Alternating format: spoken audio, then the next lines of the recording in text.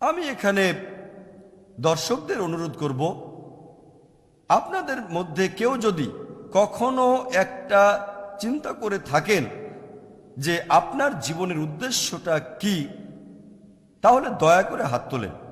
আমি জানতে চাচ্ছি যে এখানে দর্শকদের মধ্যে কতজন এটা নিয়ে চিন্তা করেছেন যে আমাদের জীবনের উদ্দেশ্যটা কি।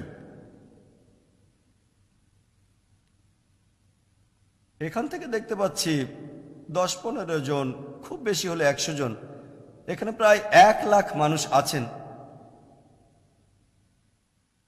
এটা 0.1%-এরও কম। অনেকে হয়তো হাত তুলতে লজ্জা পাচ্ছেন, তারপরও এটা বলতে পারি যে মানুষের মধ্যে 0.1%-এরও কম এই ব্যাপারটা নিয়ে চিন্তা ভাবনা করেছেন যে আমাদের জীবনের উদ্দেশ্যটা কি। এখন আমাদের জীবনের উদ্দেশ্যটা কি এটা জানাটা কি খুব জরুরি? আপনাদের আমি একটা উদাহরণ দিচ্ছি। মনে করেন একজন লোক হাঁটতে হাঁটতে একটা মোড়ের উপর আসলো। তখন সে আরেকজনকে জিজ্ঞেস করলো, এই রাস্তাটা কোন দিকে গেছে ভাই? সেই পথিক বলল, আপনি কোথায় যেতে চান? লোকটা বলল, যে কোনো জায়গায়। তখন পথিক বলবে, যে কোনো পথে যান, এতে কোনো সমস্যা হবে না। এখানে এই লোকটার কোনো উদ্দেশ্য নেই। লোকটা যেসব কাজ করে তার সেই কাজগুলো কোনো রকম পার্থক্য সৃষ্টি করে না, কারণ তার কোনো গন্তব্য নেই। আমাদের মধ্যে অনেকে ঠিক এভাবেই জীবনযাপন করছে। আপনাদের আরেকটা উদাহরণ দিচ্ছি। মনে করেন একজন বিল্ডার, সে একটা বিল্ডিং বানানো শুরু করলো। বিল্ডিংয়ের ভিত বানানোর জন্য সে মাটিতে বড় একটা গর্ত তৈরি করলো।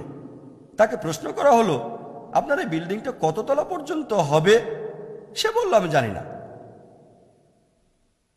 বিল্ডিংটা কত স্কোয়ার ফিট জুড়ে বানানো হচ্ছে? সে বলল, এটা নিয়ে চিন্তাই করিনি।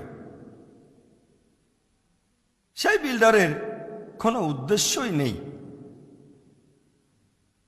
একবার একজন লোক তার প্রতিবেশীকে বলল, আপনার কুকুরটা সব সময় গাড়ি দেখলে পেছনে ধাওয়া করছে। ভাবছি এই কুকুরটা কখনো কি কোনো গাড়িকে ধরতে পারবে? প্রতিবেশী উত্তর দিল, কোনো গাড়িকে ধরতে পারবে কিনা সেটা ভাবছি না, আমি ভাবছি গাড়িটা ধরতে পারলে সে কি করবে তখন। যে লোকটা বলছে যে কুকুরটা কখনো গাড়ি ধরতে পারবে কিনা সে বুঝতে পারছে না, আর প্রতিবেশী যে কুকুরটার মালিক সে কিন্তু বুঝতে পারছে গাড়িটাকে ধরতেও যদি পারে তারপর সে কি করবে।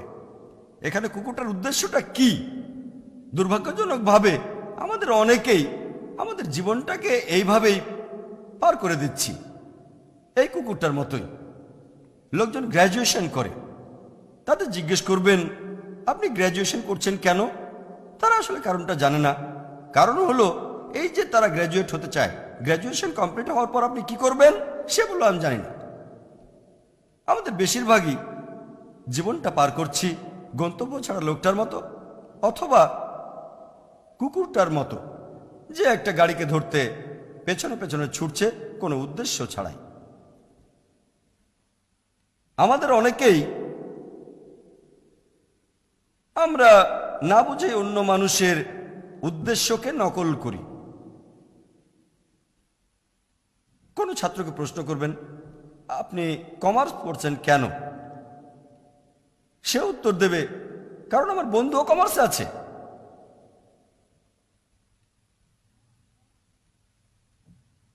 আবার অনেকেই তারা বিভিন্ন অভিনেতা আর মডেলদের নকল করার চেষ্টা করে। অনেকে এটা না বুঝেই করে। একবার এক লোক গ্রাম থেকে বোম্বেতে চলে আসলো বড়লোক হওয়ার জন্য। তাকে একবার প্রশ্ন করা হলো যে আপনি বোম্বেতে আসলেন কেন? সে তখন বলল, আমি হিন্দি সিনেমায় দেখেছি অমিতাভ বচ্চনকে, সে খুব গরিব ছিল, তারপর বোম্বেতে এসে এক রাতের মধ্যেই অনেক বড় লোক হয়ে গেল। এজন্য আপনার প্রায় দেখবেন যে বোম্বের আশেপাশের এলাকা থেকে লোকজন বোম্বেতে চলে আসে যাতে এক রাতেই বড় লোক হয়ে যেতে পারে সে। এই কারণে আমরা দেখতে পাই যে বোম্বের বস্তির সংখ্যাও বাড়ছে। অনেক সময় আপনারা দেখবেন যে অভিনেতা আর মডেলরা ব্র্যান্ড অ্যাম্বাসেডর হয়, বিভিন্ন পণ্যের মার্কেটিংও করে। একবার আমার পরিচিত একজন একটা নতুন গাড়ি কিনলো, হুন্ডাই i10। তাকে প্রশ্ন করা হলো, আপনি এই গাড়িটা পছন্দ করলেন কেন? Hyundai i10। সে বলল, আমার প্রিয় অভিনেতা শাহরুখ খান, তার একটা হুন্ডাই i10 আছে। আমি জানি না যে শাহরুখ খান ওই অ্যাড ছাড়া আর কখনো হুন্ডাই i10-এ বসেছেন কি না। সে হয়তো চালায় মার্সিডিজ অথবা BMW অথবা এরকম কিছু।